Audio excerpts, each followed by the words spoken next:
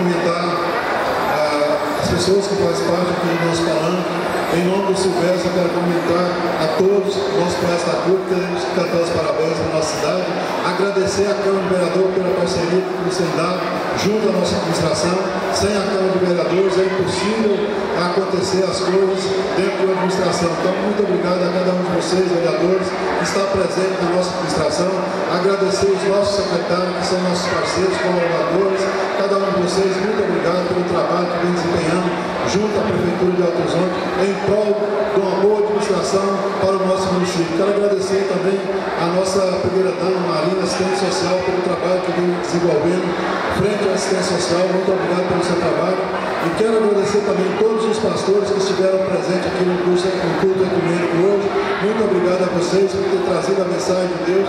Isso é muito importante. Nós que estamos vivendo uns dias de muita turbulência, nada mais justo que ter a fé em Deus, acreditar em Deus e ter sempre a presença de Deus em todos os projetos nossos. Estamos convidando vocês também para continuar com as nossas festividades. Amanhã teremos inaugurações de obras. Toda vez que Alto Horizonte faz aniversário, graças a Deus, temos algum presente para entregar à nossa população.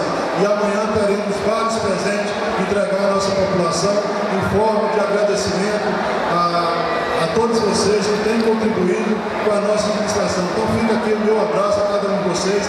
Parabéns para nós, parabéns para Alto Horizonte e parabéns para todos que contribuem por essa boa administração. Fica aqui o meu abraço e até uma outra oportunidade, se Deus quiser. Aí as palavras do nosso prefeito Ailton Silveira Machado, esse prefeito dinâmico, prefeito que tem um caráter, que tem feito um trabalho excepcional na administração do nosso município. E eu queria pedir você que é Alto Horizontino de coração, você que ama esta cidade, para nesse momento ficar de pé. Todos os Alto Horizontinos, coloquem sobre seus pés, porque vamos agora cantar parabéns à nossa querida Alto Horizonte, que completa os seus 24 anos de emancipação político-administrativa.